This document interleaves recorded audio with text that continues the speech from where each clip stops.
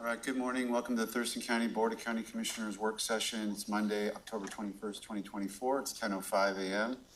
I'm Clyde Winter, Chair of the Board. To my left, Vice Chair Commissioner Wayne Fournier, Commissioner Emily Klaus, Commissioners Carolina Mejia, Gary Edwards on Zoom, County Manager Leonard Hernandez, and Assistant County Manager Josh Cummings here. And we have a couple of hours to work through a couple of items. Public virtual attendance is available on the YouTube channel for Thurston County. And the first agenda item is the Thurston County Court Alternative Program. We have Leah Landon here to help us with that item. Take Leah. I just wanted to start by thanking Leah and the entire team. I know that there's a lot of work that's gone into this, and that this started off as a concept, so bringing it forward and grounding it is exciting, and I'll hand over to you for the presentation. Thank you. Thank you, Amy.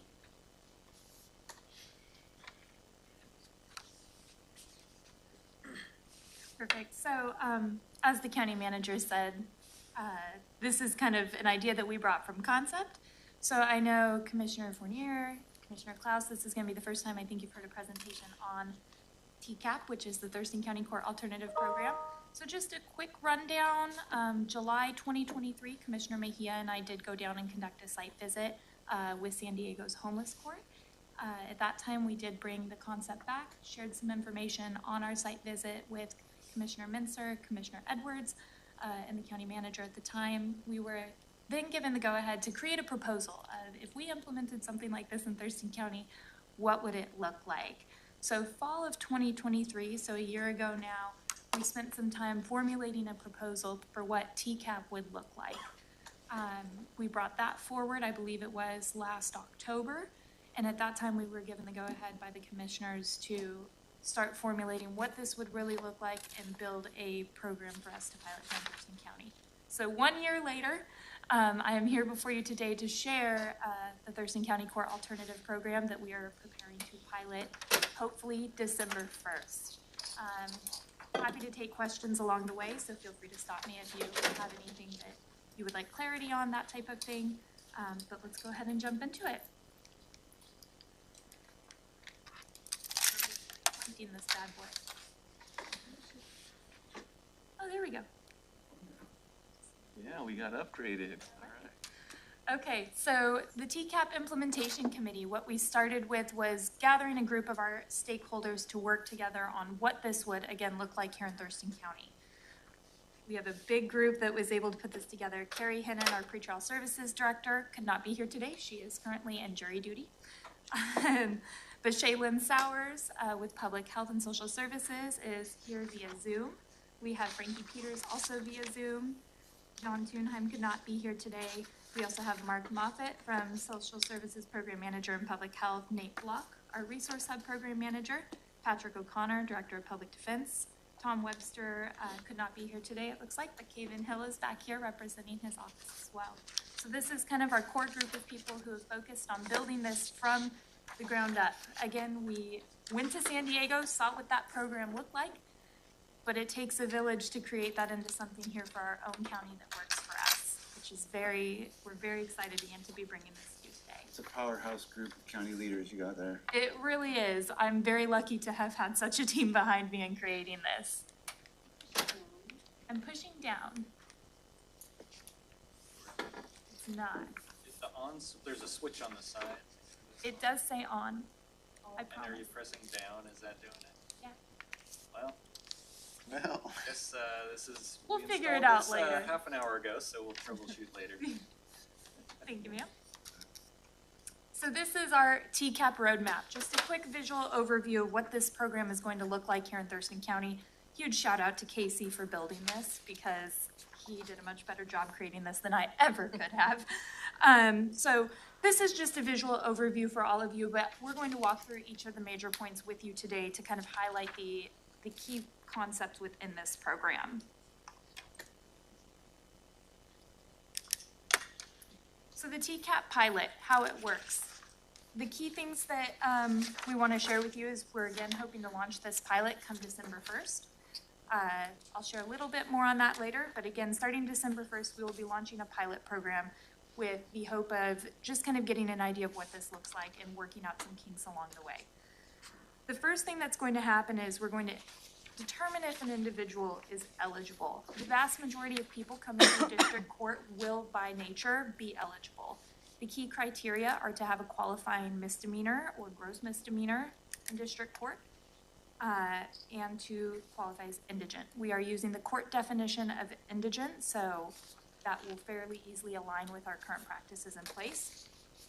The misdemeanor and gross misdemeanor. San Diego, some of you may recall, excluded sexual offenses and domestic violence offenses. At the request of the prosecutor's office and public defense, we've actually broadened our definition and we're not excluding any of those. Those offices wanted the ability to have the discretion to, in some cases, refer those people to this program if they thought that it would be a good fit for them. So we do have fairly broad eligibility criteria here. So again, if an individual has a qualifying misdemeanor or gross misdemeanor and is indigent, they are eligible for the program. Next, if they are a good fit, the public defender and the prosecuting attorney are going to agree to that. So that's a conversation between Patrick's team and John's team. They're going to say, you know, we think this individual could really benefit from a connection to community-based services. If they agree that this is a good path forward for that individual, they will then recommend the program to that person. TCAP is voluntary, so this is not something that is court-ordered or people can be sentenced to. The person has to agree that they want to participate, and at any time they can change their mind. So they can get 2 months down the road and say, you know what, never mind, this isn't right for me, and we're going to put them back into the traditional court system. They will also not be punished, and no harm will come to them in any way for choosing to leave the program or to participate in the program. So if the individual agrees that they want to participate in the program, at that time, Patrick's staff is going to bring them over to the Resource Hub. So we have chosen to place this program within the Resource Hub, which is kind of an offshoot of pretrial services. The Resource Hub has, as I'm sure you all have heard, expanded greatly over just the last few months alone. At this time, they have several providers already offering services on any given day within the hub, and they have an outstanding reputation right now in the community and are doing an excellent job at connecting people coming into the hub already to community-based service providers. We felt that this was a natural fit. It is also an entity that is outside of the traditional court system, so they're not going to have the bias of any of the attorneys, the courts. We're taking them out and giving them a totally separate space that is going to really treat that person holistically. So Patrick's staff are going to come over and connect that individual to Nate in the Resource Hub. Nate also has an operations coordinator named Carolina. Those two are going to be working hand in hand on implementing this program, which will be very exciting. They are going to sit down and have a conversation with the public defender, prosecuting attorney to help identify the person's initial service needs. So what do we think this person is here for? If they were arrested for stealing groceries, what's going on and what are the service needs that we need to address? The whole key for this program is connecting people to community-based service providers that are going to help address the underlying root cause of their criminal behavior. So that really is the key here, is identifying what is going on that is leading to someone's criminal behavior and connecting them with a provider that can help address that. So Nate's team in the Resource Hub is going to take some of that feedback from the attorneys. They're also going to talk to the individual, determine what those service needs are, and from there they're going to determine what service provider we currently have on the TCAP list that is going to best fit those needs. Once they have an idea, they're like, you know what, we think this is going to be a great fit for this person. They'll just verify with Patrick's team and John's team and make sure that they're in agreement that that service provider makes sense. Once we've checked that box, Nate's team is going to connect that individual to that community-based service provider. At that time, the provider is going to take over. They're going to conduct any necessary assessments, so a substance use assessment, mental health, anything that they feel that they need to conduct for that individual, they'll take care of. And then at that time, they'll create an individualized care plan. Do you have a question? This is where we had questions before, and Yeah.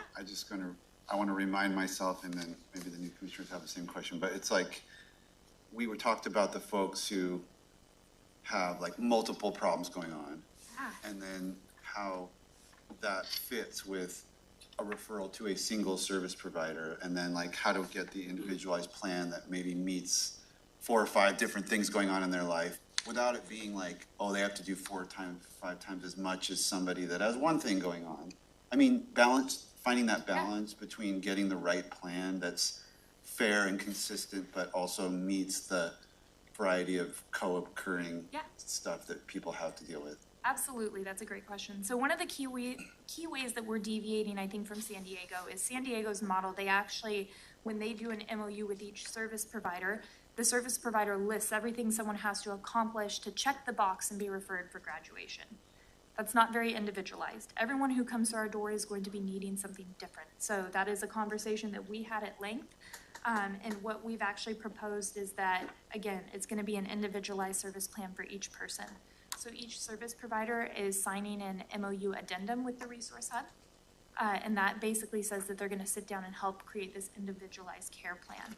If there is something that they cannot address, we will help partner them with another service provider who can address that. So again, we're looking at holistic case management for each individual. So if we pair them with someone, but that person says, you know what, we really can't address this problem. We can't help with this service need. Then Nate's team is going to help connect them to someone who can, and they're gonna help that person navigate the additional connections. Does that answer your question? I think so. Yeah, I mean, at the beginning when we were setting this up, we were kind of like, that's what really needs to happen, but can we make it work with the different providers? And it sounds like you've gotten further along that path and folks are willing to try to put this together in that way. And I think so the 3 initial service providers, which we'll talk a little bit more about later, we've had conversations with them, and Nate can correct me if I'm wrong, but they all sounded very amenable to supporting us in that endeavor too, to really connect people to everyone. So if they can't check a box, they're gonna let us know and support us in connecting that person to another provider as well. Do you want to add anything on that? Or? Sure, yeah, it's a good question. Nate. Can we have you come over? Sorry, I've thrown you into the fold. To me, it's a kind of a pivotal question, so I'd like to. No, absolutely. Whatever you can share would be great. Right, so when we put a lot of thought into this, we considered everything that you are talking about right now, and I think part of the trial process and part of why we're going to pilot this is because we want to answer those questions as well. I think, you know, it's not often that someone walks into the Resource Hub and says, you know, I'd really like to go to substance use treatment today. Sometimes they're walking in, they're saying, I need help with this, I need help with that, I need help with this. And along that journey, we find, hey, maybe changing your relationship with substances is something that you should consider. And we can connect them to those providers. So maybe someone who has an underlying issue that is the root cause of their criminal behavior says, this is what I'm experiencing right now. We can take that information and do really great work with it, especially as we are, and you'll see we have a handful of providers that are really, really diverse in the services that they offer. So I think that will be kind of the key ingredient there. Yeah, for sure. Thank you. Thank you, Nate. And as Nate said too, the pilot program is, in part, that's why we're doing it. We know that there's going to be kinks. And so each of the service providers that have already said, yes, we're in, they're going to be added to the implementation committee, and we'll be attending those meetings on an ongoing basis so that we can take in that feedback and help address any of those hiccups along the way and really perfect this program before hopefully going to a full launch. With that, once we've connected someone to a service provider and we have that service plan, the court is going to help get us a next hearing date set. So again, the public defender and prosecutor, they're going to touch base and say, you know, we think 3 months makes sense or 6 months makes sense. Again, we're leaving that open. So that is a key deviation from San Diego. There's not they have to go to 8 AA classes, 8 NA classes, et cetera, et cetera. It's individualized for each person. So their team is going to help set a date no longer than 6 months out. So it's going to be within 6 months, we're going to have that next hearing date set. And for that next 3 to 6 months, however long it ends up being, that person's one job is going to be to work with that community-based service provider. That's all we're asking them to do. There's no ongoing compliance requirements, that type of thing, no checking in with the court or pretrial services. They're just doing that work on themselves and engaging with that community-based service provider. Along the way, they will have Nate and his team as well as that service provider to help address anything else that they need assistance with. 1 month prior to that hearing, Nate's team will reach out to the service provider and request an advocacy letter. So that is the service provider's chance to respond and say, you know what, this person has done all of this great work. This is what they've accomplished and the progress they've made. So it's their time to really talk that person and their accomplishments up. Once we get that advocacy letter, the review team is going to meet and discuss. So that's going to be comprised of Nate, probably myself during the pilot, Patrick's team, John's team, I believe Frankie as well, and the service providers have also been invited to participate in those meetings. And that's where we're going to discuss all of that work that they've done, and their team, the attorneys are going to do the legal work of discussing, okay, what's going to be the case outcome? Are we going to dismiss charges? Do we need to see something different? Did this person not engage with the service provider at all and we need to move them back into the traditional system? That's where we're going to have these conversations about moving forward. From there, though, in most cases, we assume that we're going to move to step 8, which is an ex parte motion is filed or the matter set before the court. So our hope is that, again, we can do most of this ex parte. Again, this is somewhat of a deviation from San Diego. The way they operate is that they offer a graduation ceremony where everyone comes, and this is all taken care of at a graduation ceremony. In Washington, we do have to record all of our court proceedings. So that's a little hiccup for us because we'd have to move all of those staff and all of that equipment off-site in order to have that court hearing. So I believe it was Frankie who had the genius idea of, if we can do it ex parte, we can just have kind of a fun graduation ceremony after the fact. So once that case is formally resolved, then we're going to have that graduation ceremony where we invite that participant, the service providers, family, friends to all really come and celebrate the outcome of that case. Can you just explain what ex parte means for people that don't understand? I would not be able to do the best job of that, so I'm going to ask either Frankie or John, who are on, to explain that. Frankie, you're online. You want to? Yeah, absolutely. Could you repeat the question? I didn't quite hear it. Can you explain ex parte for the people who are not me? Procedurally, how that's Yes. different than having a court hearing? Yeah, it's just an opportunity for us to address it without having to come formally before the court. So typically we may have like a pre-trial or motion hearing by which all the parties and the defendant summoned into the court to appear before a judge.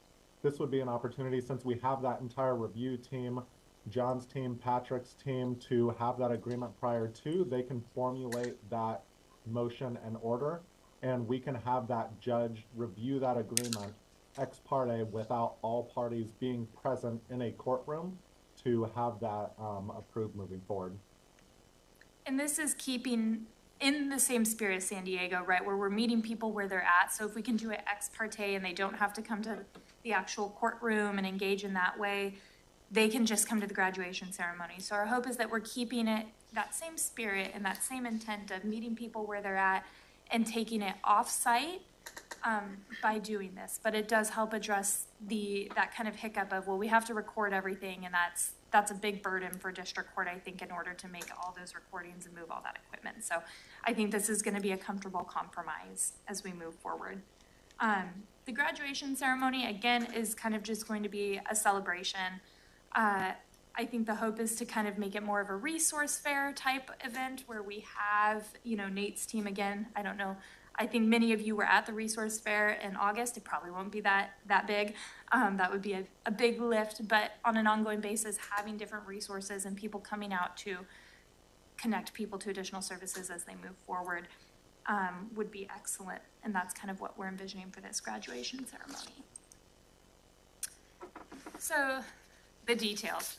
The pilot duration and final report, we're expecting a pilot duration of 12 months. Again, the hope is to launch on December 1st, so that is just dependent on making sure that we have MOU addendums in place and that Patrick and John's staff are ready to go with this.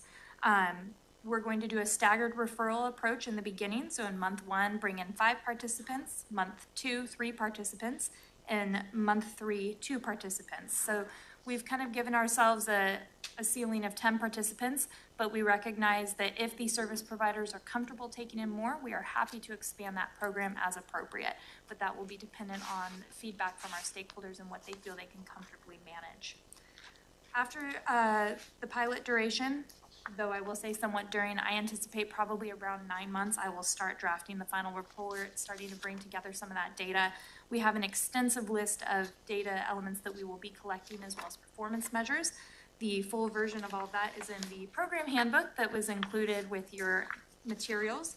So you feel free to go through those, and if you have questions or thoughts on things you think we should be collecting as well, please let us know.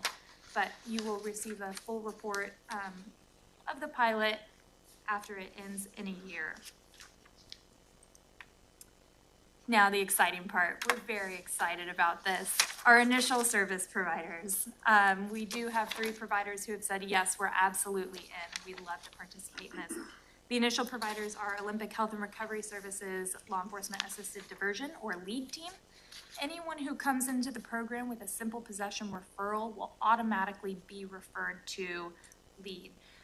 Right now, that is something that John's office is doing. Many of you know Wayne Graham, so he's helping Jason over in OHRS and Pat's team doing a lot of those referrals. So in some ways, we're kind of formalizing that referral source and taking a little bit of that load off of the prosecutor's office by moving it through TCAP. So anyone coming in with those charges is going to automatically go into LEAD. We also have Catholic Community Services Arrest and Jail Alternatives, or AJA program. So this is another group that already has an existing MOU with the Resource Hub. They work very strongly together. We're very excited about this.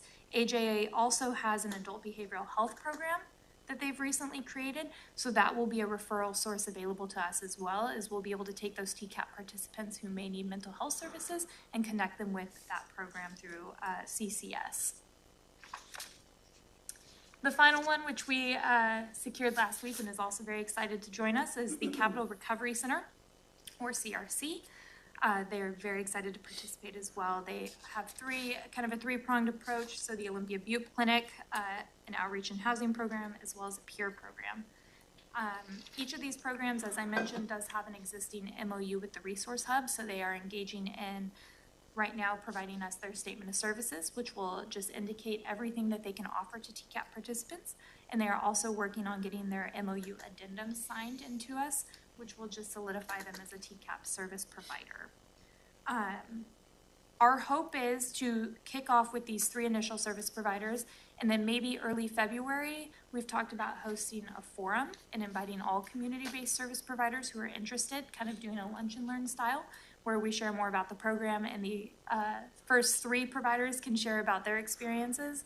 We anticipate that we'll have a lot of providers who are interested in joining. So that kind of an opportunity would be great for us to sit down and just share with everyone and give them the opportunity to join us at that time and sign on to the pilot and any future full-time program. Spreading the word, we anticipate when the pilot launches, we'd like to do a news release. We also have a webpage that is already set up and ready to go. It just has not been published and is not forward-facing to the public yet. Also included in your materials is our program brochure. So this is a trifold that we'll have available for all of our participants. Will also be available in the Resource Hub.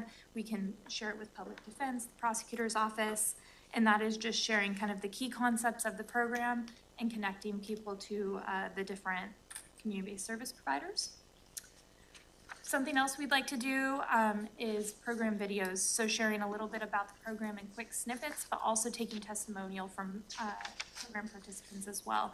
As part of that feedback gathering phase during the pilot, we're going to be collecting various data points, but also performance measures. And one of the things we'd like to do is gather feedback from our pilot participants as well. And so for people who'd like to share, it would be great to turn that into just quick program videos about this is what this program has done for me.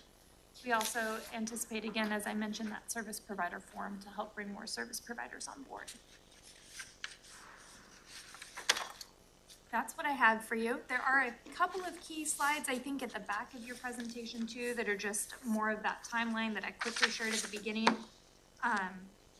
And then our key concepts that we did cover, but they are at the back of that PowerPoint for you, if you would like to review those.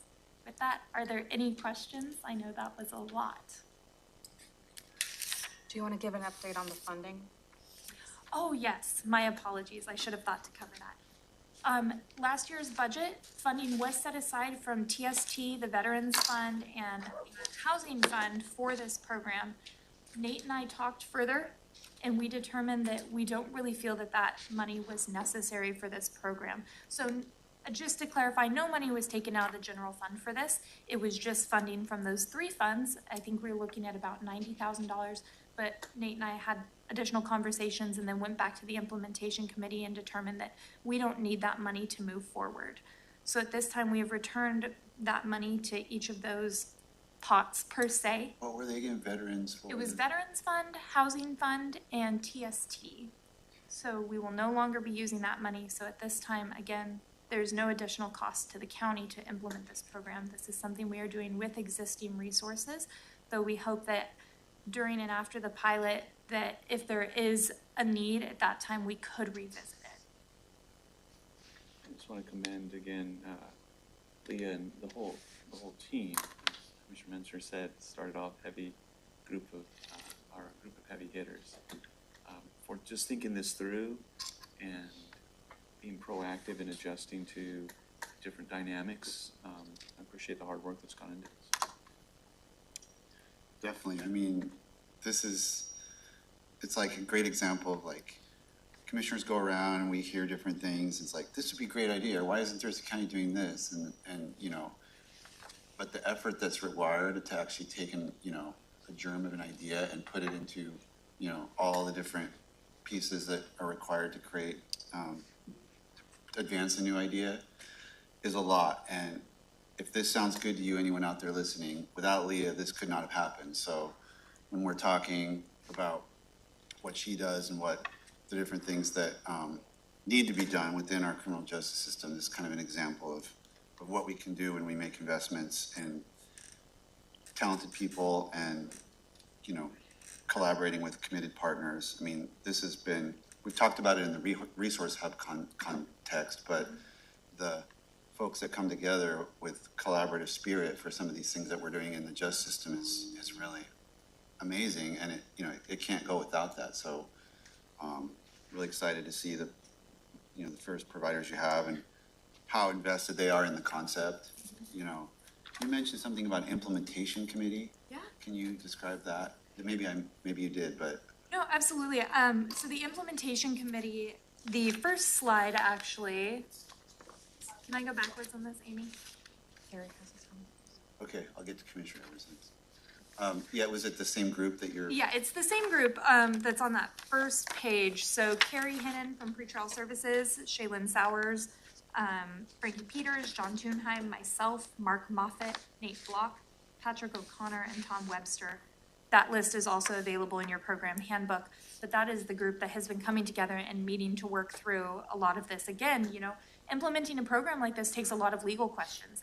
How does this work in our system? We're different than California, so John has done just an incredible job supporting this and working through kind of legal questions with Patrick's team as well as how's this going to work? How are we going to move people through this?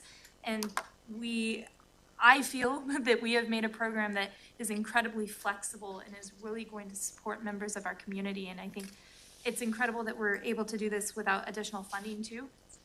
Just because at this time, district court, they have very high caseloads, as do our public defenders and our prosecuting attorneys. And if we can better support people in our community through a program like this and connect them to services, that's also taking that burden off of our court, which is really incredible too. So you talked about the review team. They'll be working on the individual cases. Yes. But this implementation committee might still be activated to discuss a policy question. Yeah, so the implementation committee is going to meet once a month during the pilot, and that is going to be done in part just to ensure we're working through the kinks.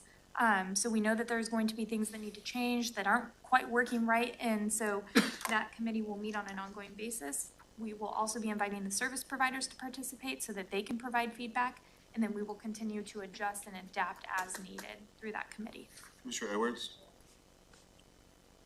I had one question about somewhere down the road, we'll probably need to do a review and see if it's working. Is there a mechanism in place, that we can kind of get an estimate of how many people we're keeping out of jail, for an example, or the dollars saved, jail days count, on the budget. And is there any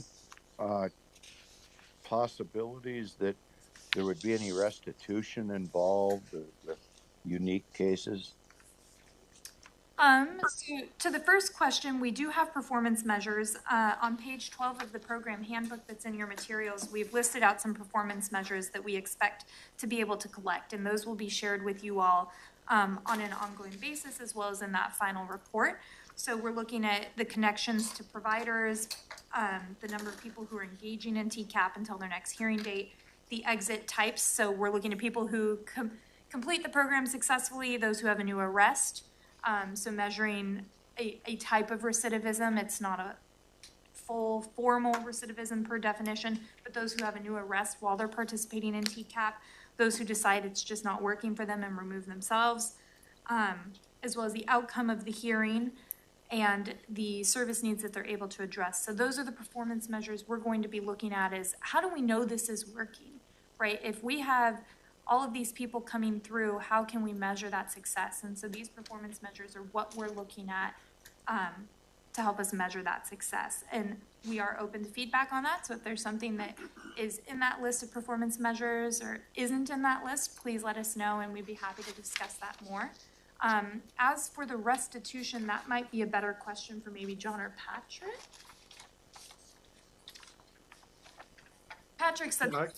I could say a couple things about restitution. You know, that'll be something that'll be considered in terms of when we're looking at whether it's an appropriate case for this program. If there's a significant amount of restitution, maybe that's not the right case. But it'll be case by case, and restitution will be part of the requirement at the end for, you know, whatever the result is. So the result of the case could be, it could be a dismissal after the restitution is paid. It could be an agreement to a lower charge or a different charge, but again, restitution being part of the disposition of the case. So there's a variety of different ways that we'll handle that, but it will certainly be one of the requirements of a successful conclusion. Okay, thank you. Other Commissioner Feeney? I just, kind of emotional right now because this has been 4 years of a dream for me. And I know John remembers this very well when I brought this forward to him 4 years ago, right? And at that point, we were looking at different ideas of what does this even mean and how will it fit here? And there were looking at different programs, and I absolutely agree, Commissioner Menser, that without Leah, right, this wouldn't be here. And, you know, Leah, you have my full appreciation of this, right, of bringing it to life. And, you know, just very thankful for the work that you have done to bring it to this level. And I'm so excited to see, you know, it launch in December and actually start, you know, helping people in our community. I know we talked about this at the last briefing, but to the extent that you're able, can you talk about the Olympia Community Court and like in terms of like, is this what's different about it? Did we talk about that? We did talk about that a little bit. Not that you're the master of what they're doing over there, but I'm just curious if people may say, is this kind of our version of the same thing, or is this different in certain respects? It is different. So I think in some respects, I did have the opportunity to go watch a Olympia Community Court. That is, it seems that there's a little bit more going on, more requirements. So people have to show up and have to engage with specific service providers while they are there at community court, was the understanding I got. With this, it's much more flexible in that people can come in, they're going to be connected to that service provider, but then they go and do that work. They don't have to report to the court during the day. Whereas community court, there is a time on the calendar where they come in and make those connections and are doing that work. For us, it's more court intensive in the community court model. And this is a lot more flexible. And again, a lot of that goes into criminogenic needs and risks, where if we're removing people from work, for example, they have to take time off work to come into court. That can be a problem for people. They can lose their jobs, and that can be the one thing that puts them into homelessness and tips them over the edge. And so again, we're offering them this opportunity to engage with a service provider on their time when works for them. And we're taking away the having to report to court or having to do compliance monitoring and ongoing reporting. It's more flexible in that respect. So it is different than Olympia Community Court. The goals are pretty similar, They are very similar. although we're just kind of structuring it It's a a little different differently. format, but they are similar goals of connecting people to the services they need to not engage in criminal behavior. Okay, any other questions? Yeah, Commissioner Claus. So one question I have is, I was reading the handbook and it mentioned exit types, and you might have mentioned this already, but, is a new arrest considered an automatic exit from the program, or is that kind of like something that's determined between the service provider and your team, or the team kind of facilitating That this, would be or- something that would be determined by, I think, the public defender and the prosecuting attorney on the case. So if there is a new arrest, I think that they would be sitting down and having that conversation on how they wanted to move forward with that. It is going to be individualized and I think dependent on each individual and their circumstances. Patrick or John, do you want to add anything to that? Well, I would say I agree. It's really going to depend on, I can't see Patrick, so I don't know if he was about to chime in, and I certainly don't mean to take anything from his comments, but it's really going to depend on the nature of the new arrest, what's going on. It's certainly a possibility that maybe the new arrest gets folded into the same agreement, and that the person kind of continues, and maybe there's a change in their what's going on in terms of the service delivery to accommodate that. If it's a more serious arrest, then yeah, maybe that means we're going to go to a different, some kind of different outcome. I'm hearing no, it's not an automatic exit. It's going to be case by case. Yeah, I think it's just case by case. Good morning, Commissioners. Patrick O'Connor, Director of Public Defense. I think we'll work as a team, and depending on the nature of the arrest, right? If it's an arrest for an offense that, the team can clearly vet as a connected behavioral health issue that's not a serious nature, let's say, for example, trespassing or driving while a license is suspended or something like that, we'll have that conversation. Obviously, elevated offense, different type of conversation. So I think again, sort of big picture here is a harm reduction type model, right? Where, for this specific population. Okay, great. That's good to hear. And then another question I had is, do you kind of have like a vision for the scope of this program in the future beyond the pilot program? I know a lot of work has gone into the pilot program, so maybe that's kind of where your vision has, manifested and stopped at this point.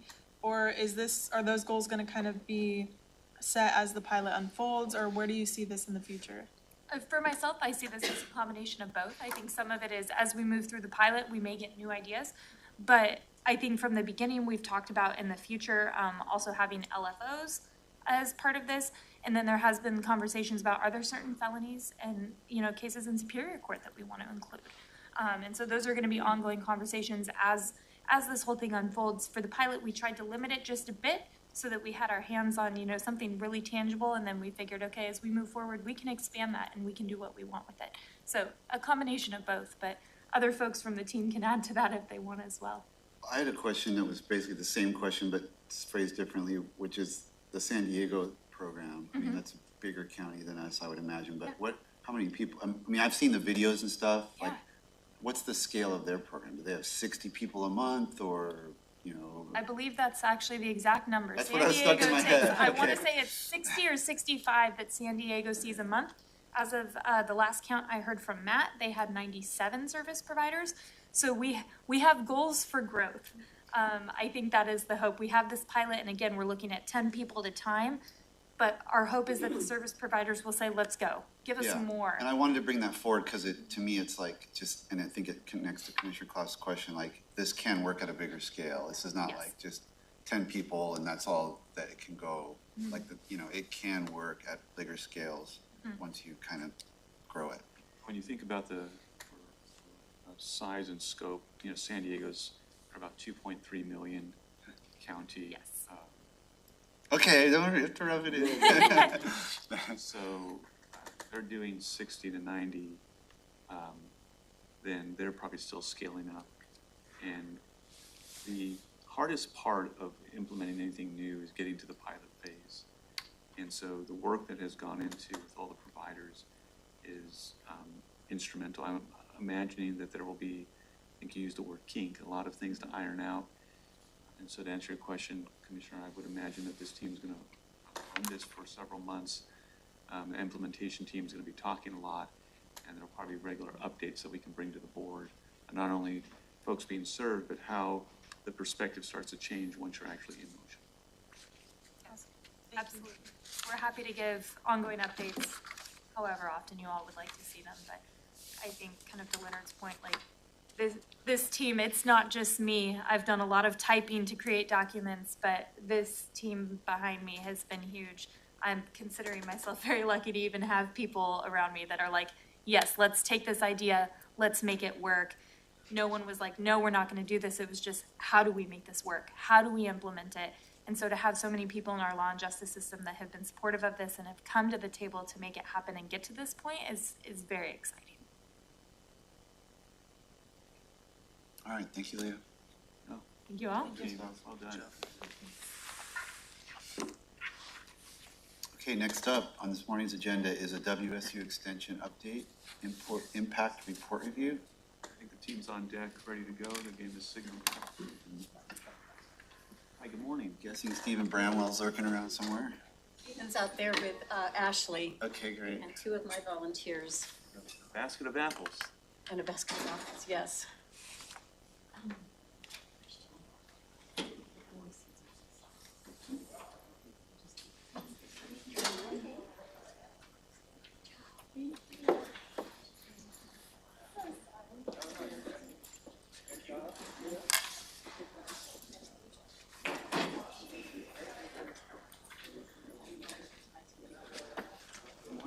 See ya. See you. Step out a little bit, and I'll be joining you.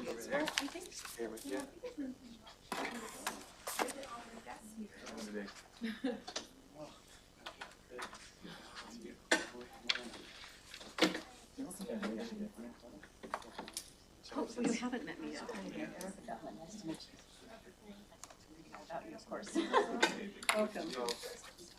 Good to hear today. Thank you. Hi, good morning. Hello. Good morning. Awesome.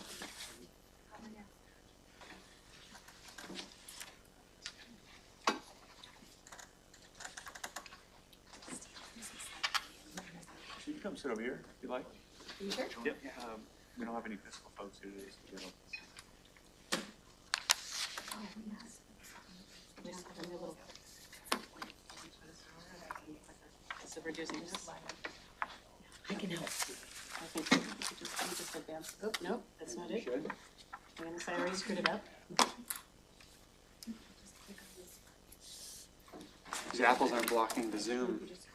I'll just scroll in. Anyway, okay, I want to make sure the optics are right on those.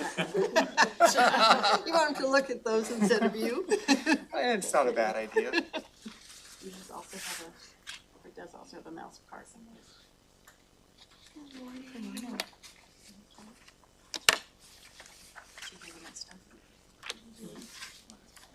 Yeah, she's just, oh yeah, we do that too. We've got other handouts.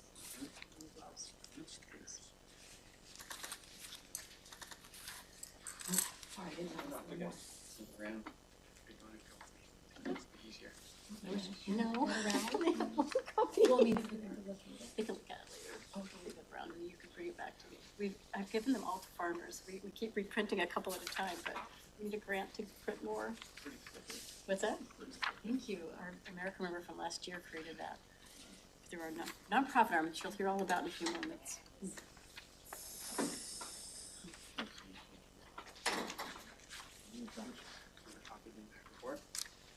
Yeah, I realize Oh, I gave him one of those. I know. Oh. We need a sticker. We can get our volunteers these new handouts. And hand this over to.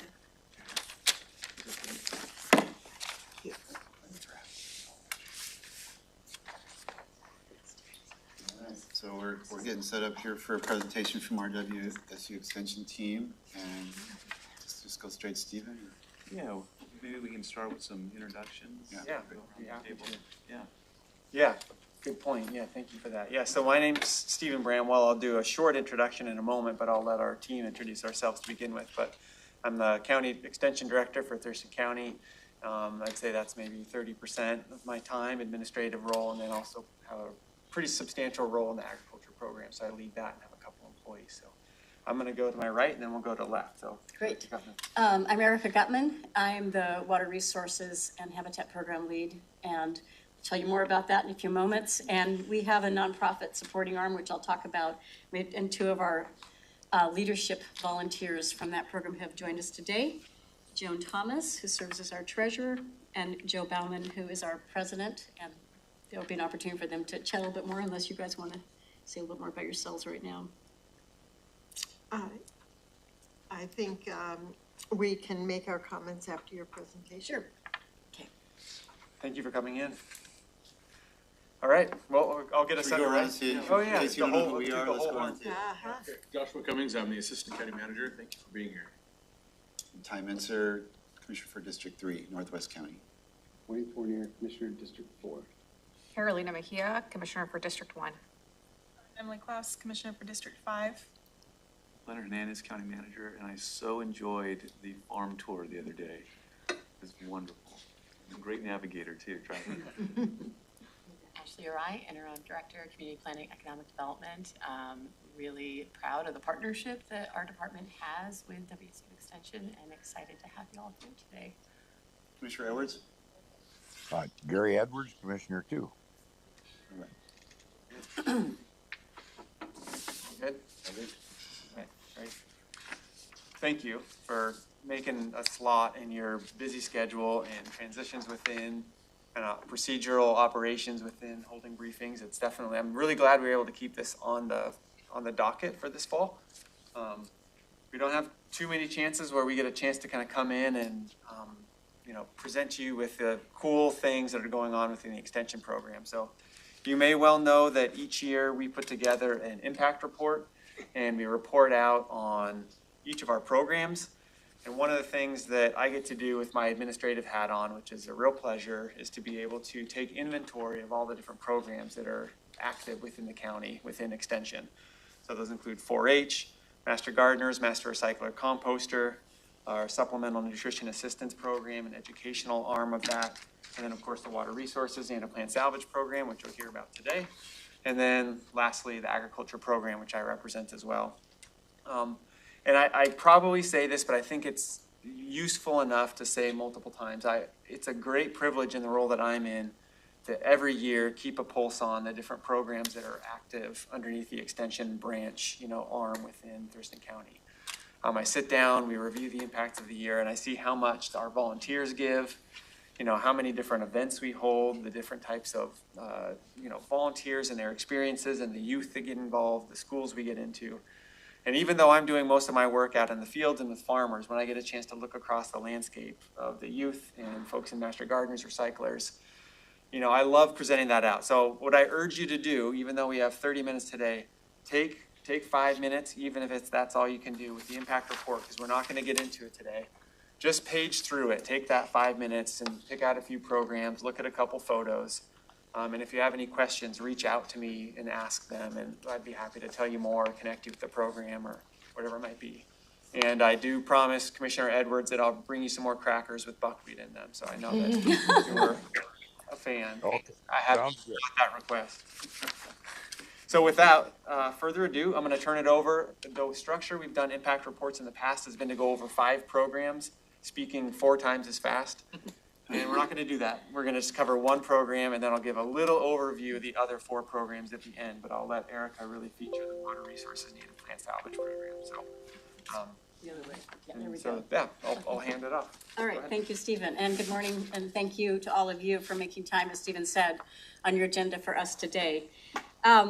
So we're highlighting my program this year because we are celebrating 30 years this year since the WSU Thurston County Extension launched a new program in 1994 that it dubbed the Native Plant Salvage Project.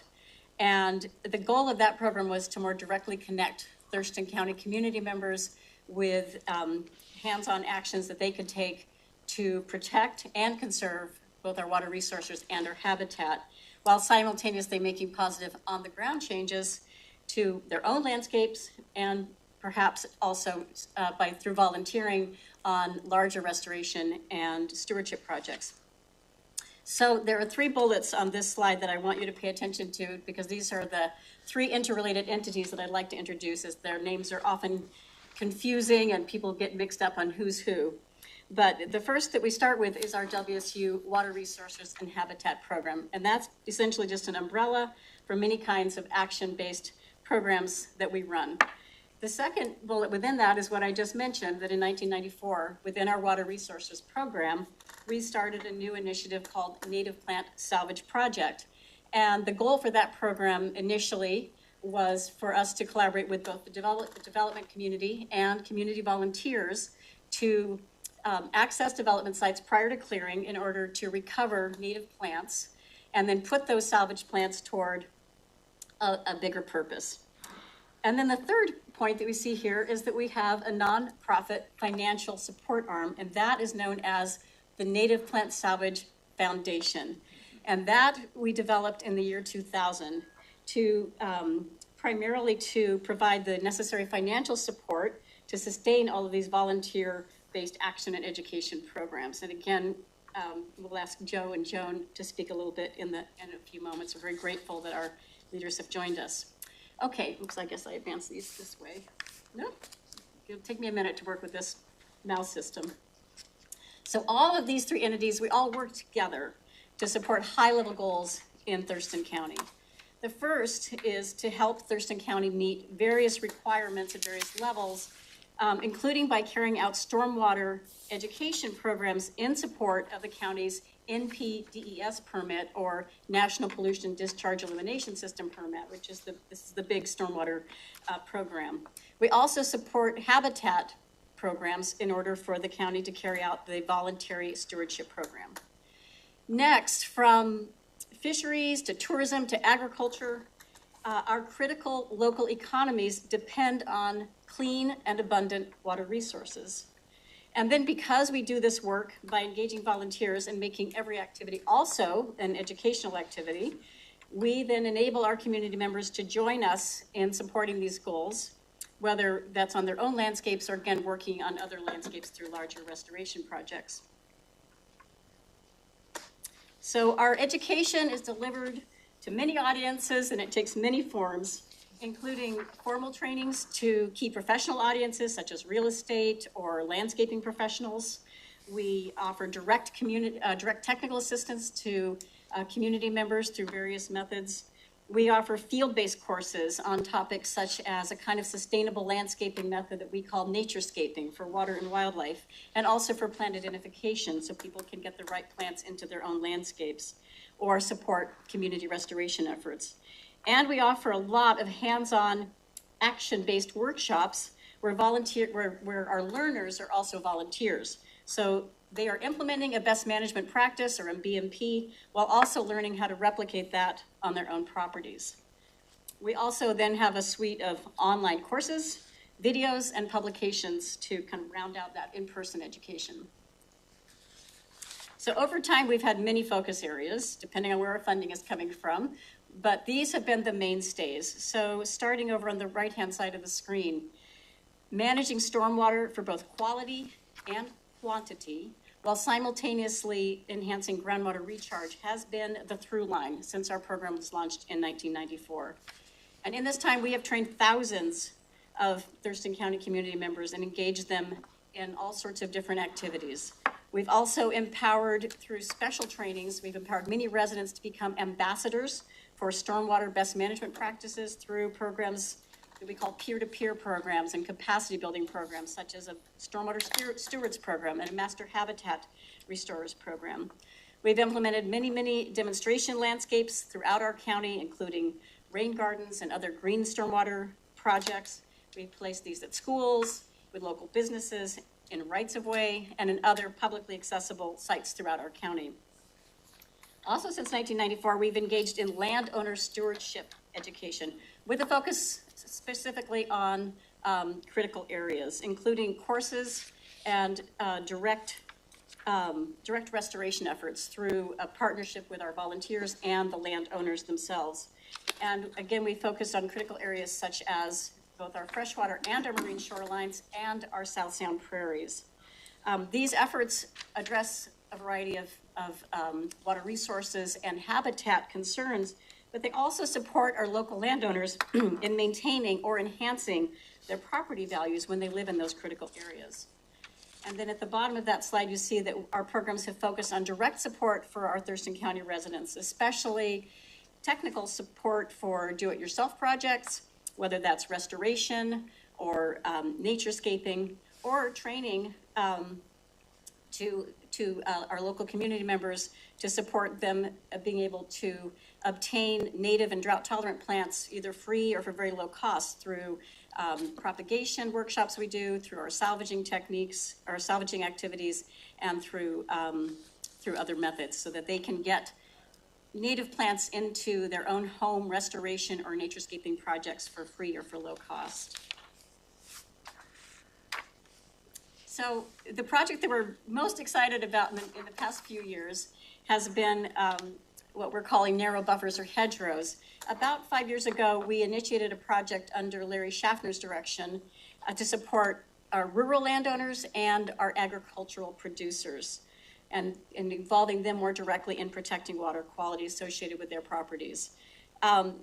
There are many programs to support large-scale restoration efforts with our rural community members, but we realized that there was a gap in support for what we were calling narrow buffers, which have the benefit of removing not very much land from agricultural production. So within a very narrow footprint, we can actually make a tremendous difference to benefit our local waterways, our groundwater, and support multiple agricultural goals, whether they're farmers or ranchers. So the result of that was what we're calling our Hedgerows for Rural and Working Lands Toolkit. I want to thank Ashley for calling it a toolkit. That was her addition. And this is a comprehensive effort to provide locally relevant education on how to do hedgerows. And it starts with our how-to handbook as the backbone to that. And then we have a plethora of online and interactive tools. Plus, we offer direct technical assistance to our agricultural producers. So how does that direct technical assistance happen? Since the toolkit was finalized in mid-2023, we have been actively recruiting and collaborating with many local agricultural producers, farmers and ranchers, to serve as demonstration projects. In addition to support for the labor, the plants, and all the other materials that it takes to bring one of these projects to fruition, we are also helping to leverage various sources of funding so that we eliminate the entire financial burden from our local agricultural producers for implementing this best management practice. And then we're documenting how we do all of this, including the funding piece, so that our producers can replicate this. Meanwhile, these brand new projects are serving as our living laboratories so that we can refine and improve our guidance for the next group of farmers and ranchers that we reach out to provide assistance. In this slide, we're seeing two of the projects that we implemented this past year. This is both Helsing Junction Farms and Oyster Bay Farm. And right now we are planning for, over the next 6 months, working with 3 additional Thurston County farmers and ranchers, with many more waiting in the wings. And our next one is we're starting this coming Wednesday with a webinar, in a series of webinars on how to do hedgerows. And then in a few weeks, we'll be implementing a new hedgerow with our Piece by Piece farm owners down in Rochester. So what about WSU? Where does that fit in? Well, our WSU connections provide several benefits that translate into better programming right here in Thurston County. When we put our WSU hat on, we serve as a non-regulatory and trusted source of research-based information. There's an old extension slogan that proclaims that we are putting knowledge to work, and that has been the hallmark of how we translate science-based methods into on-the-ground action to improve our county's water resources and habitat. We also collaborate with several regional WSU-based teams, and that is a huge benefit to us as well, because we're working with a broad water quality team and also very specific programs that focus on stormwater directly. And within those teams, we do a lot of research. We then test the research out on the ground, and then we refined the guidance for best management practices going forward. So these teams strengthen all of our Puget Sound water quality programs with all of the extension programs that run these throughout the Sound as we support each other with this effort. But the important thing that they allow us to do locally is to be the testing grounds for new BMPs. So for example, over the years, we have definitely applied for and received much grant-based funding for research projects and educational efforts with stormwater specifically. And there are some that you might have heard of without knowing the role that our county actually played. So I was on the team of 3 that applied for a grant and then wrote the very first rain garden handbook for Western Washington. And it was rain gardens here in Thurston County that we implemented that served as the models for that very first handbook in 2007 when it came out.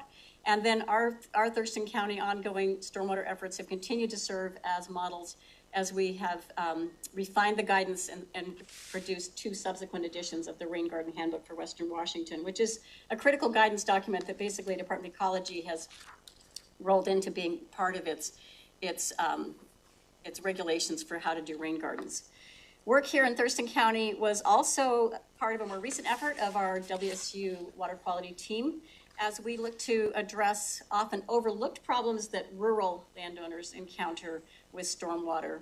So again, we wrote another grant and we pulled together a project with that grant that resulted in a new online tool that we call Rural Stormwater Solutions. So another way that our WSU connections benefit our partners is by providing this wealth of shared knowledge and experience without a high price. We are forced to watch every penny and operate very fiscally lean programs because we rely exclusively on external funding sources, including grants and contracts and good old-fashioned fundraising. Additionally, like private contractors, all of our funding is dependent on us delivering programs with proven outcomes that meet the needs of our clients. So last but certainly not least, our WSU programming is dependent on our incredible community of passionate and committed volunteers who so generously give us their time and their talents to bring about all those positive outcomes I've been describing. Our program collaborates with more than 500 volunteers each year who collectively serve 4,000 to 5,000 hours. If we were to pay even the modest volunteer rate for those hours, it would total almost $190,000 each year. And that's just our program. Stephen will talk about how the volunteers support all the WSU programs. Our volunteers are also the lifeblood of the nonprofit organizations that support so many extension programs. And in our case, locally, that is our Native Plant Salvage Foundation. I want to be clear that our WSU Extension Water Resources Program has zero public dollars to support its program expenses. So just to underline that, our volunteers, our Native Plant Salvage Foundation volunteers raise all the funding that supports everything that makes our program operate, from tools and trucks to printing and postage and everything in between. They also support an annual AmeriCorps member placement, which is about $40,000 a year now with expenses. They support some of my staff time. They support other contracted staff time as needed. And each year the foundation raises and contributes $75,000 to $120,000 in contributions. So it's the #1 source of program contribution for our programs through the foundation. And just to finish up, that we could not do what we do without a lot of partnerships. A lot of partners support us, whether it's through in-kind or financial support, or as collaborators for significant joint efforts. This is a modest list of our kind of ongoing regular partners. They obviously vary over time. And you will see that chief among that list is our Thurston County partnership. So with that, I'd like to invite if Joe and Joan want to say a few words about this partnership. I'd appreciate that. In addition to serving as the leadership on the board, they also are tremendous volunteers taking on high-level roles to support the operational arms of the organization, including Joan. She retired and came on as essentially a new three-quarter time position, serving as our nursery program manager, and entirely as a volunteer. Did you want to jump in then, since? Oh, okay, I guess so. Well, I started volunteering. My very first project I worked on with native plant salvage was a revegetation project, re-landscaping at the Thurston County Arc, or the jail, essentially. And it was set up to help minimize runoff going into Percival Creek. And I learned a lot on that project. I was so impressed by the number of volunteers that were there, and they're all very invested in the environment. Many of them are plant geeks, but they're very invested in making a better environment. And since then, we've worked with so many different groups, Holy Ecosystems, with Cooper Crest, Capital Land Trust,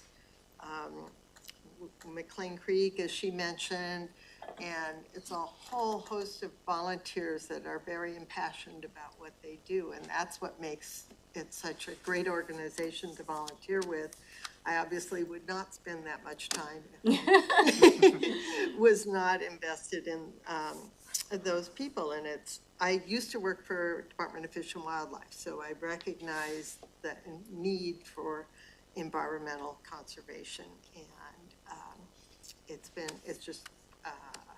we've done a lot, and I feel like we continue to have a big role, and if not, we work with people of all ages, from students up to other retirees like me, and a big part of that I always feel is education and making people, especially kids, aware of the necessity of protecting their environment. I think Commissioner Edwards has a question for you. Oh. Do you coordinate some of your activity with the Conservation District? Yes, we do. Thanks for asking that. The Conservation District is, well, we have their little initials over there, TCD, Thurston Conservation District, as well as Pierce Conservation District. They ventured down into Thurston County to help us because we collaborated on some hedgerows project. We are currently applying for and receiving grants in collaboration with Thurston Conservation District. And we are complete partners on some of the educational programs that I mentioned associated with our hedgerows and narrow buffers program. But over the years, we've done a lot with the Conservation District. We consider them part of the family, really, that they're a critical part of the whole bucket of partners that makes this work happen here in Thurston County. Whether you live in a rural area, whether you're an agricultural producer, or even for our urban and suburban community members. And I don't want to put you in an uncomfortable spot, but didn't you receive a special award from the Conservation District last year? I did receive a special award. It was a giant honor, I have to say. Very unexpected. I received a. It's named after Doug Rushton, right? Yeah, I received the Doug Rushton Environmental something or other award. Lifetime achievement. Lifetime achievement. Lifetime Lifetime I achievement. thought lifetime achievement was in it. Right. Anyway, that was quite unexpected and quite an honor. But as I say, we really value the Thurston Conservation District and all the tremendous work they do in our county. That was 2023. Yeah. Yeah, I will just say that it was a little embarrassing for me because we were in the middle of our fall plant sale, which is where we raise all this money to do this work. And we were in the middle of pickups, and I had to race down to Tilley Road, down to the Grange, get my award, and run off and come back and help support my volunteers with the pickups for that. So it was, I didn't have time to linger. I didn't feel like I was a very gracious award recipient. All in a day's work. But that was last year? That was last fall, yeah. Because I just saw them award their new one. I was kind of in a pie coma. I was Oh, you're right. I don't even remember who won it, but I know they awarded the Doug Rushton, yeah. Yeah, unfortunately, we've had this date for, this is our kind of, we launch our spring plant sale in late April. It's all 100% online ever since COVID. We've just, it works out better for us that way too. People order what they need. We have it ready for them when they come pick it up a week later. So we have And you go to the fairgrounds and line up and get No, it? Fairgrounds is our Conservation District friends. We Okay. actually are The plant currently, may change, but currently one of our partnerships is through the Department of Transportation.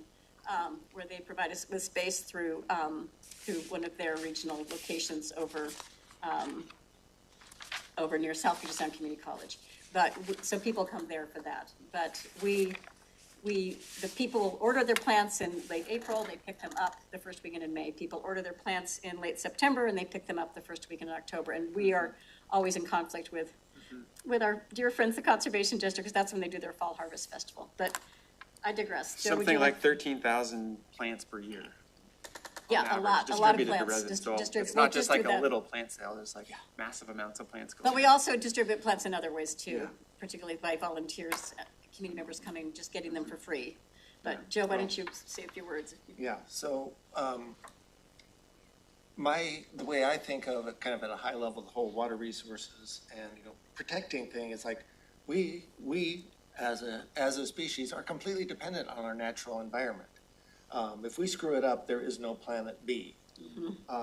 So that's what got me involved 5 years ago.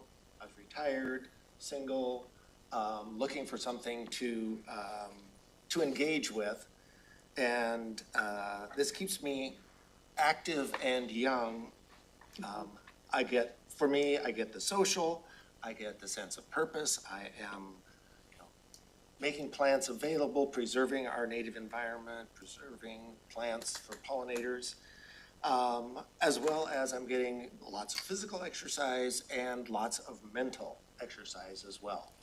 Problem solving and one of the things I get is just the sense of awe over nature and how we teach plants. And one of the characteristics of a plant is what's its leaf look like.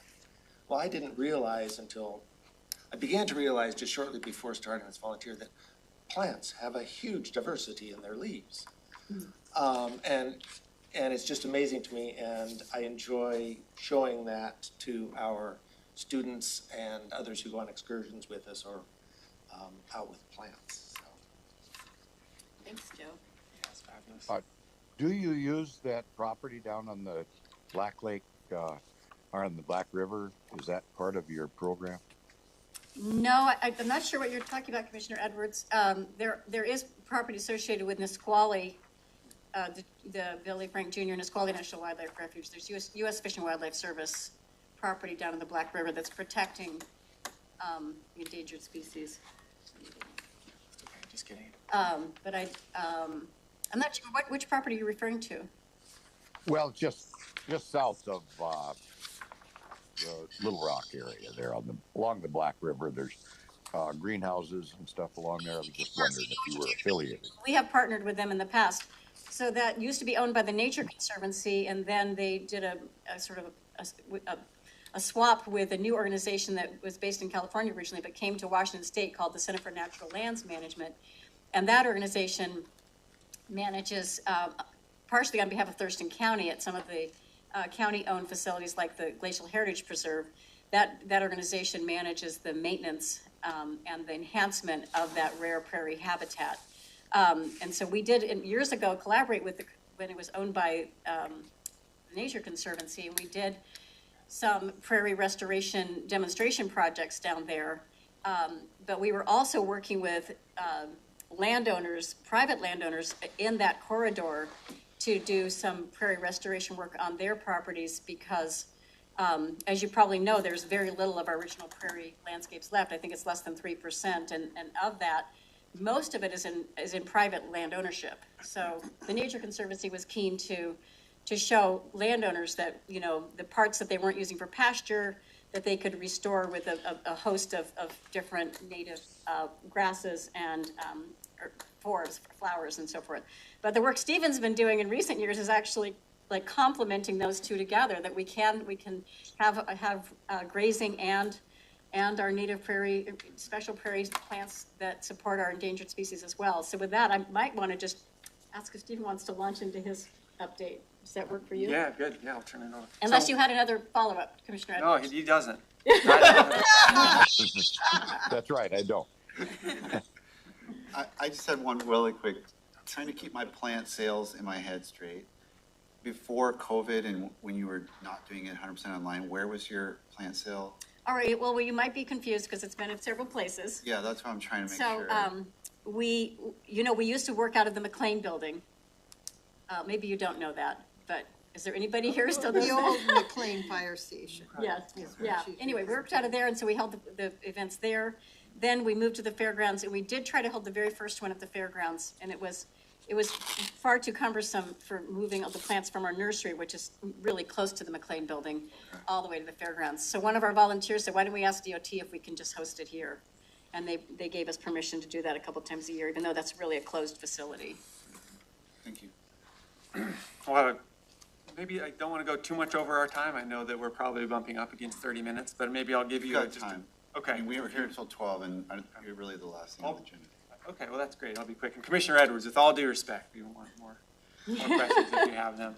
I do want to just take a moment to be able to feature some of the other programs, because by having Joe and Joan and Erica here, you get a chance to see the depth of these programs and the texture of the programs in a way that none of the pictures that I can show coming up are going to do. You're hearing from folks directly, and that's why I love having as many volunteers as are willing to come in and tell their testimonials about why they do what they do. And I find that really moving, that what Joan said about investing in people.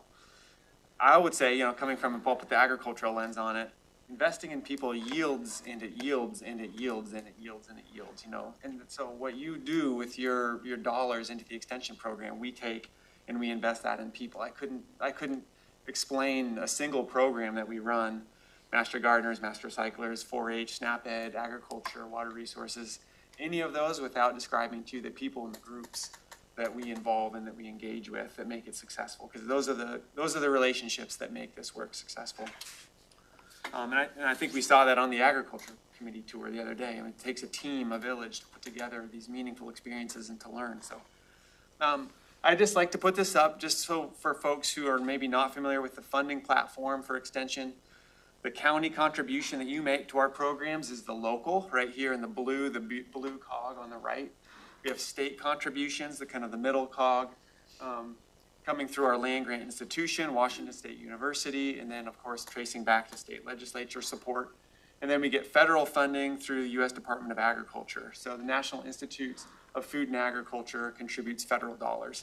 And when an extension was founded, back in the early 1900s, it was this three-legged stool that very much was invested in the local partnership. And I say that every time I come in here. We couldn't do what we do either without the county partnership in this funding platform. You provide moral support, you provide financial support, you provide office space, you provide computers, telephones, you support some of our office staff in terms of multiple salary contributions across the program, 2/3 to 3/4, depending on any given year of most people, some percentage in that range of Erica's time contribution. So that allows us to do what we do, that partnership. And I want to give you one example of the wisdom of this relationship.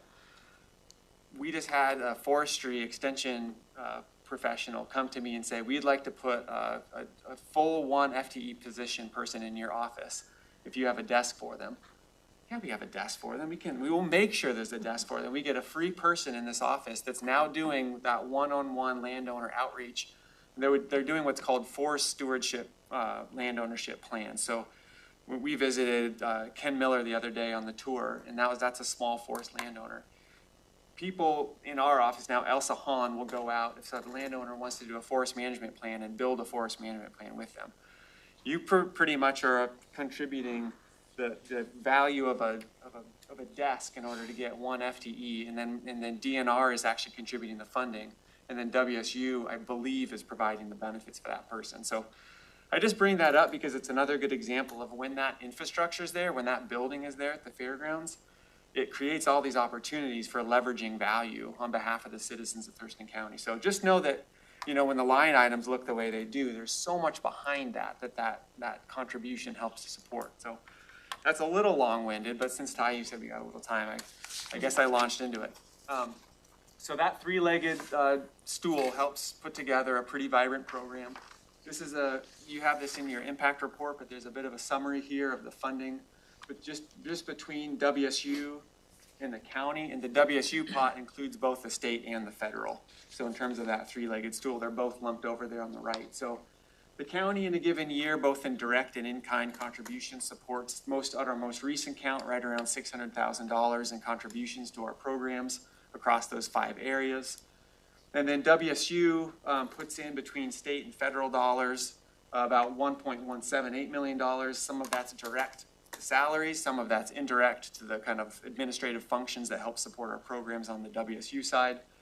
And then we have these really great, within that 1.178 million is $404,000 in 2023 in grants. So that's funding that Erica's generating with support from the Native Plant Salvage Foundation. That's grants that I'm bringing in from federal sources, that Corey's bringing in the Master Gardener programs. And then it also includes some around SNAP-Ed supplemental nutrition programs, and then also our waste reduction program. So each of these programs has grants that they're bringing in. That's just, of course, programmatic dollars to help do more work. And then, of course, the volunteer contribution, and it's somewhere around 21,000 hours per year. We use a figure of a dollar amount that values volunteers somewhere around $28 an hour. And when you do the math on that, it comes out to about $720,000 in FTE time. So that's about 10 equivalent FTE full-time employees in volunteer time. And that's that leverage. Like once the program's there, all that value's in place. I'm going to skip this just because it's a graph and it's not that fun to look at. It has meaningful information, but you can always ask questions about number of volunteers, and a lot of that data is within the impact report that you have. And so I'll just tell a couple of quick little stories looking at all of our programs and their impacts. The top right here, this young girl's name is Krista. She works for Emily Colleen in the 4-H program, works with Emily Colleen in the 4-H program. She is in the new shooting sports program. So this is a 2-year-old program. Krista did not place her arrows. Do you notice where her arrows are in the picture? She did not walk up and, put those arrows into the bullseye. She hit all 3. And so she was one and is going on to represent 4-H at the nationwide competition, shooting sports competition in June of this next year in Nebraska. So really cool opportunity learning hunter safety, forestry conservation, any number of different skills that go along with, being responsible individual and, youth growing up. So cool story there. Bottom right, this is a photograph of the 4-H livestock judging team. They went over to Moses Lake this last year, got 5th overall, learning how to show animals, learning communication skills in terms of communicating with the judges, because the judges will ask questions. They have to think on their feet, so they have to be, practicing the poise for public speaking, responding to folks, adults, authorities, whatever. So yeah, they've done very well. I didn't mention, but Emily Colleen is our program lead for the 4-H program.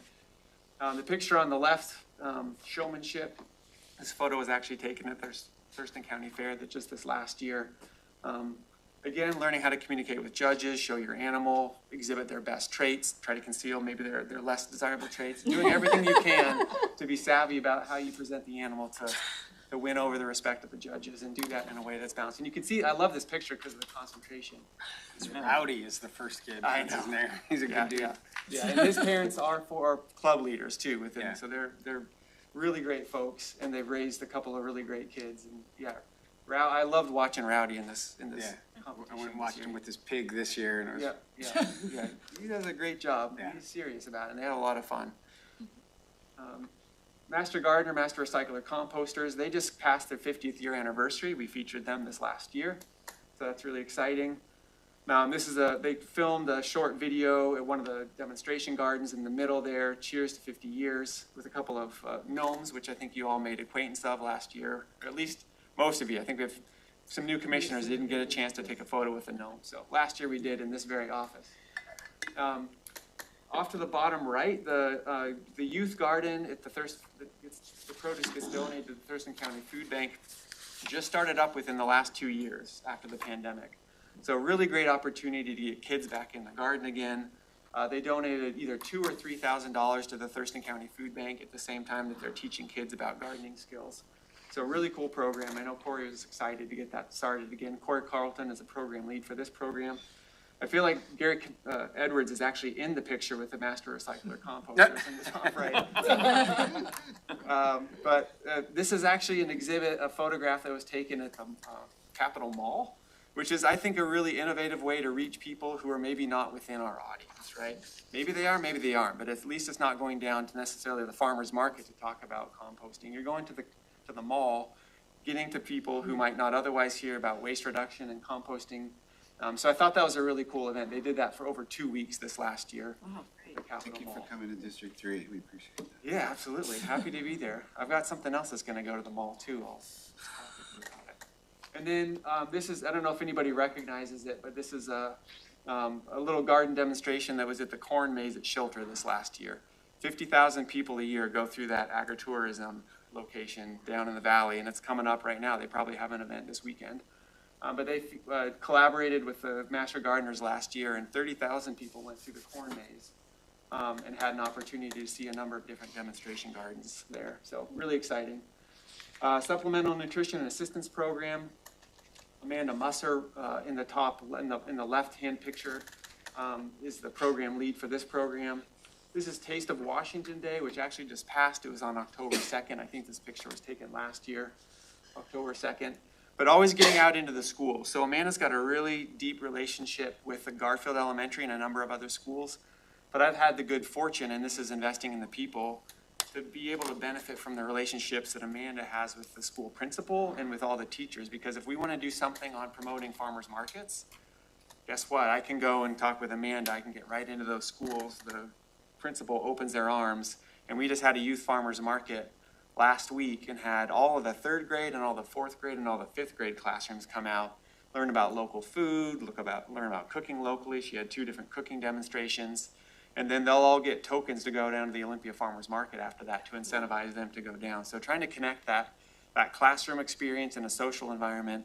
And I said this in the Ag Committee, so if anybody heard the recording, which I know you all go right to after we post it this last year, I explained the description of what happened when we let those kids go from the bleachers when we gave them the introduction in the Youth Farmers Market into the Farmers Market. It was like a running of the bulls in Pamplona. They rush out. Don't tell me that you just have to give kids candy to get them excited, because carrots, apples, peppers, they were just tucking into those immediately within this. So anyway, I love the connection between agriculture and the SNAP Ed program. It's something Amanda and I and my colleague Andy Salasky have been building out. This is the garden at Garfield Elementary on the right that the kids are watering a pumpkin. And then Amanda goes around to about 8 or 9 different farmers markets and does cooking demonstrations throughout the county, and actually does a little bit of work in Lewis County as well. So really nice opportunity to show kids how to use the produce that is out there and that's seasonal. Real quick before you jump there, so Yeah. The schools that you're going to, you said Amanda has a good relationship with those. I mean, are you looking for other schools to expand to, or is that kind of like what the scope of what she wants to do? I think she's always interested in ideas. I know that going deeper and not too wide is a good thing, but if there are other schools that meet they have to be equal or greater to 50% of the population meeting SNAP Ed benefits in order to qualify for SNAP Ed programming. I'm pretty sure that there's like Hanson Elementary in the west side qualifies. I don't know that parameter, but I know on other like low income parameters, they qualify. Multiple do, yeah.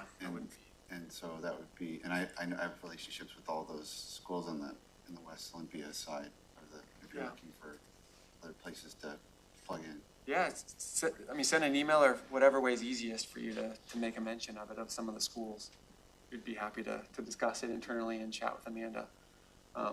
But yeah, this is the future, these kids, and they need to have the best opportunities to learn how to eat well and garden and know where they live. Agriculture program, last kind of take the tail end here. I did find this photo, too bad Commissioner Mejia had to leave, but I did sneak in one from 2024 from the county fair. We're tasting the buckwheat pancakes. I think the same theme of investing in people is true for my program. I really like working in teams. We partner with a lot of the same organizations that Erica put up on the slideshow before: U.S. Fish, Thurston Conservation District, Eco Studies, Center for Natural Lands Management. The bottom left photo, in 2023, and then we did it again in 2024, we started the Southwest Washington Grazing School, bringing out about 30 attendees. They come from mostly Western Washington counties, there's 6 or 7. We bring them all down into the Skookumchuck Valley. We hold that event at the Skookumchuck Grange. Riverbend Ranch is our host ranch. So it's like bringing in folks from, you know, not maybe all over the state, but pretty far afield into our county and showcasing, you know, our pastures, our farmers, our know-how, you know, our cows, and our sheep, no less. And I really, that's fun. I just feel like it kind of brings some visibility to our agriculture program and to our farmland. The bottom in the middle, we do a lot of grazing association events. That's another organization we started in the last few years.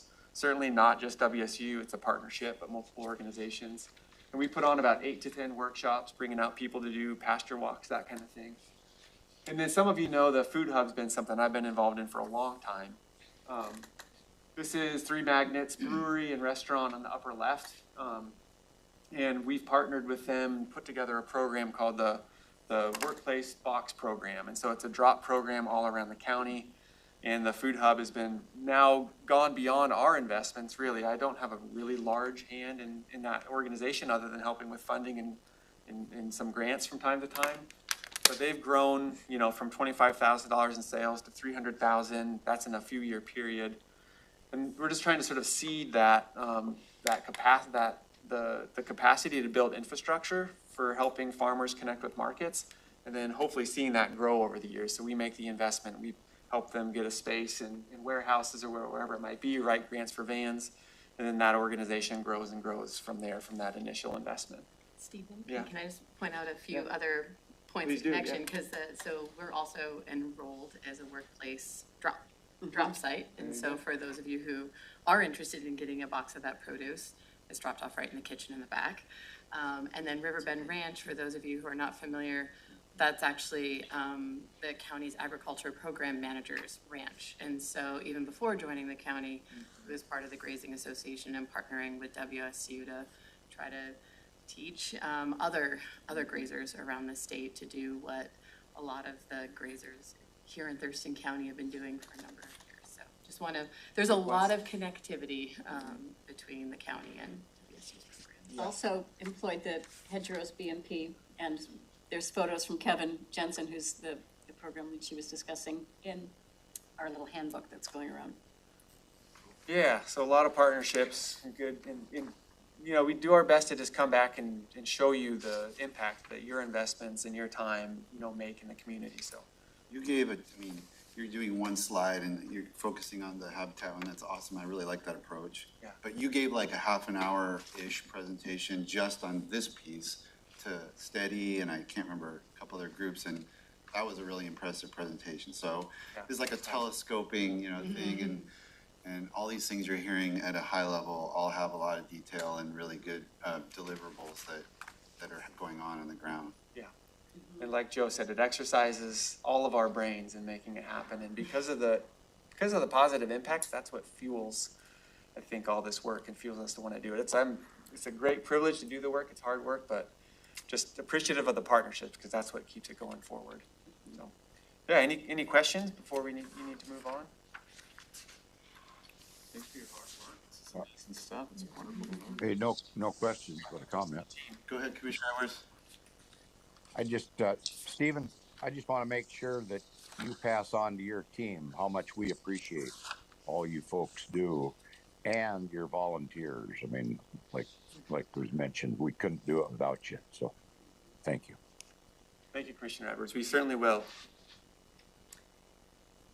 Not to make it all about me, but since you were talking about an extra presentation that Stephen had given, you do have access to the online recordings of the Agricultural Committee. And since we are pretty passionate about our Hedgerows project, I want to invite you, I gave like a 10-minute presentation, just going a little bit deeper into that program. This was it August, July, something like that. Anyway, you can look back and see that program. It just takes a few minutes of your time, but I would love for you to understand better the complexity and the depth of that program, because we're very excited about, and I know it's been a county goal for a long time to do more direct action for our agricultural community, our rural landowners. On the ag committees. It's on the ag committee's recordings from July, I'm pretty sure. July. So yeah, it's maybe 10 minutes, and it just goes into a little bit more of the details of how this program's working. But we're super jazzed to be bringing all these various, I feel like a matchmaker trying to find sources of funding to figure out what each landowner needs and how we can get their project done without them paying a dime for it, except of course their own time, which is worth quite a lot. I can send a link if it's helpful. Oh, yes. Yeah. We will send a link. I owe you a couple links. Yes, you do. Yeah. I'll send them to you. Also, we did bring with us, we have these new native plants live here signs. In case anybody does have a place where they can help promote native plants, like, you kind of have to be on a street or something where people are going to see them. If anybody wants one of those to hang up on their fence, we'd be happy to part with a couple of those today. Maybe you. Yes. I'd like one, that would be awesome. I did have a couple questions I was writing down as you went through your presentation. The online courses that are listed in here, are those open to everybody? Can anyone just go on there and take an online course? Yes. Okay. So we have, so there's, years ago I did for the grant, I did a rain garden online course to support the rain garden handbook. And WSU had it behind a paywall for quite a while, and there was like no scholarships or anything.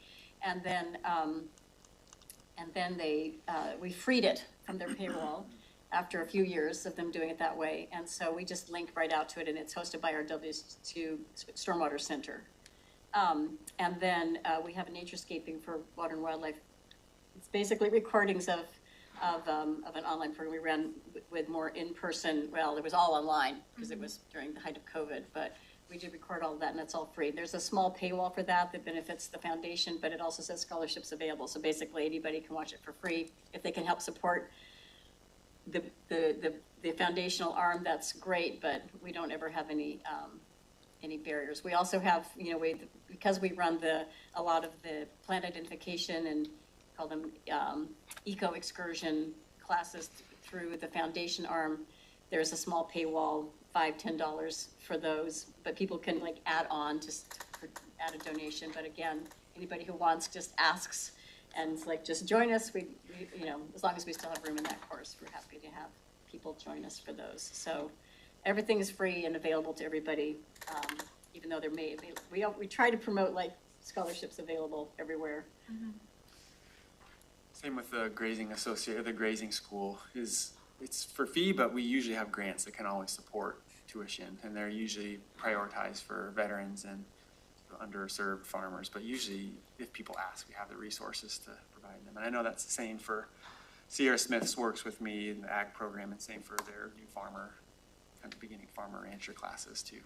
And there is research that shows that people value something they have to pay for more, even if it's a few dollars, that they're more likely to follow through and do the whole program, for example.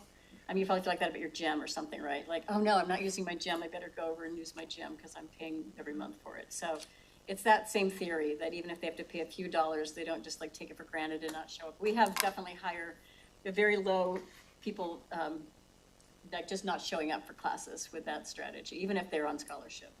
Okay, great. Thank you. Thank you. And then I know we're kind of getting close to 12. So another question, something that stuck out to me when you were presenting was the peer-to-peer program, because I know research shows that those kinds of programs have really good results and are high impact for the people participating, both the peer who's volunteering and those who are learning from them. And I was wondering if there's a place I can learn more about that program and what metrics exist to measure the success of that program. Well, that's sort of a sad story of our history, but some of these peer-to-peer programs we have started, and then we quickly become aware that we have just developed something that's at the Master Gardener scale. It's like a pilot program, right? And we're like, let's see if this works, and then it does work, and then pretty soon we don't have enough funding for me to both manage that and do everything else too. And so we have sought more sustainable funding over the years for some of those, and it's not been there. So we've had some that started with funding from the U.S. Fish and Wildlife Service. The Stormwater Stewards was a program that was funded here through the county. There was changes in leadership, and that was no longer funded. We needed to have at least a 3/4 time FTE to manage that, because what it did was it empowered volunteers through extensive trainings to have a very high level of expertise in all of the residential scale green stormwater infrastructure opportunities that a person could have. And so people would ask for help, and then we would send out a team of volunteers who would go to their house and evaluate their situation and come up with a prescription, so to speak, of what they could do. But to manage all of the admin side of it alone was tremendous. You know, even with high-level volunteers, they're not set up to like handle all of the behind-the-scenes side of things.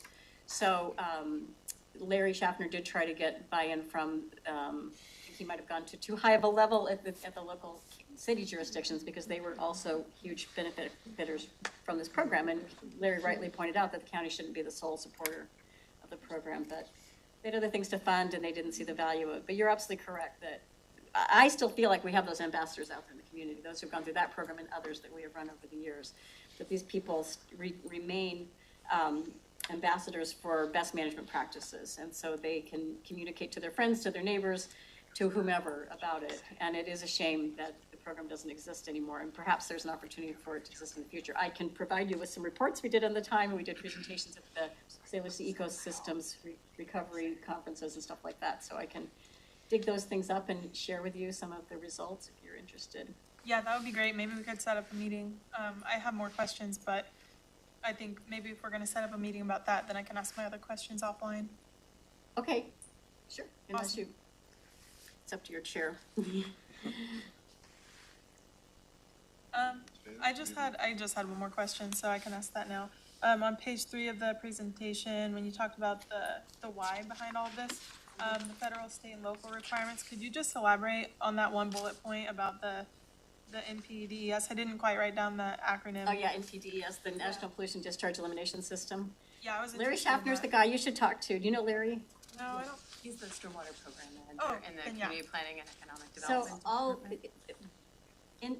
this comes from the Clean Water Act down through the Department of Ecology, so EPA to the Department of Ecology, and then implemented at the local level. So the cities and the counties, as long as they're within certain guidelines for how much stormwater generation that they contribute and the size of their communities. But all of our local communities are part of that, the NPDES. So other entities also have to have NPDES permits, large businesses and so forth. But the county itself has an NPDES permit. And as part of that, your fabulous stormwater educators here are creating programs, including the Regional Collaborative Stream Team program, that actually benefit all that partnership of Thurston, Olympia, Lacey, and Tumwater to meet the requirements of that permit each year. And so we help support that program through our stormwater education programs. Our metrics also go in to the reporting that's done on behalf of that permit. Okay. And then when we started the hedgerows program, Ashley was at that time the agricultural program manager. And she pointed out that through this hedgerows program, we could get these partners to join the voluntary stewardship program, which helps then support the VSP, which is all part of meeting the requirements under endangered species. Quickly, Ashley will explain it better. Yeah, oh no. Yeah, no, so the work that's done by the Native Plant Salvage Program helps to support the broader education and outreach that is required for all of our farms at the county. And then just trying to expand the benefits, look for those multi-benefit outcomes, and so saw a lot of synergy between what Erica's program was doing and being able to support more on-the-ground action for our local farms and be able to bring additional resources to them. Yeah, and that they wouldn't otherwise have the access truth to. is, we started this as a water resources program, but when we started to dive into it, we realized that the benefits to farmers and ranchers both are tremendous in terms of supporting crops and supporting livestock health. Commissioner Mejia. Thank you. I was on Zoom, so I heard the rest of the presentation. And I have a question, but I guess it's going to be kind of more of on a higher level of, Congress is talking about the Farm Bill, and that's something that's been debated. And I'm wondering, especially as you're going through some of these programs, are any of these programs either at risk or are you concern in terms of funding, and I know the state has their own office, right, and you get a lot of assistance from the state, but as we're looking at that federal funding piece, is there something that we as a board should be advocating for, that might have some impacts? It's a big question, you don't have to answer it right now, but you know, as we're getting updates from the national level, that, you know, that is something that's being considered. And I know we wrote a letter with our, you know, in partnership with WSU as well as the Conservation District, kind of with our goals. Yeah, it's a great question, and I actually really appreciate you asking it. The federal funding, which I can get you more details on how that's changed over the years. I don't have the figures off the top of my head, but they've always been on kind of a steady downward plane. And to be honest, some of the state funding has been on a downward plane as well. So extension's not represented the same way, you know, it was on a county by county basis. It's not now where it was 10 years ago even, or certainly 20 years ago. You'd have, I'll provide the whole, you know, board some figures on the kind of the relative staffing and faculty figures across the state and by county. And increasingly there's this, because of outer resource restrictions, you know, a push towards regionalization. County support has varied, but generally remained stronger than state and federal support. And then that can lead county partners to ask, you know, pointed and you know, good questions about how come we're holding up, as you know, this stool, you know, maybe a little more each year as time goes by than our state and federal partners. And I think we need to remind our state and federal partners of that commitment that has always been made through the extension program and the Hatch Act.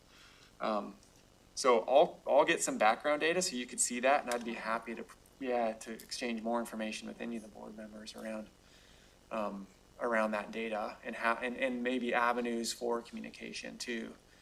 Because our university is having to have these negotiations at the state and federal level all the time, and we have lobbyists in both locations. But we don't want to see that continue to contract, and whatever we can do locally to send the message of the value is really helpful. Yep. Thank you. Yeah, thank you, Commissioner Mejia. Like always, I really appreciate your partnership, Stephen, and Erica, thank you so much for coming here and presenting. I actually did see your presentation to the Ag Committee. I'll tune into those meetings every once in a while. You did a great job. That's why I didn't have any questions on your part, but just thank you to the volunteers as well, because you really are the oil that keeps those gears running. And so thank you. Absolutely. Thank you both. Thank you. We have them apples. They're from a local apple tree at my house. The variety is a king. They're a good apple. If you want any, help yourself. If not, no problem. But I'll walk around. Yeah. Thank you. All right, it's 11:52. We have the commissioners check-in this afternoon. Anything you can address right now? Okay, we'll see everybody back at 2 p.m. We're adjourned. Thank you. Yeah. I love it.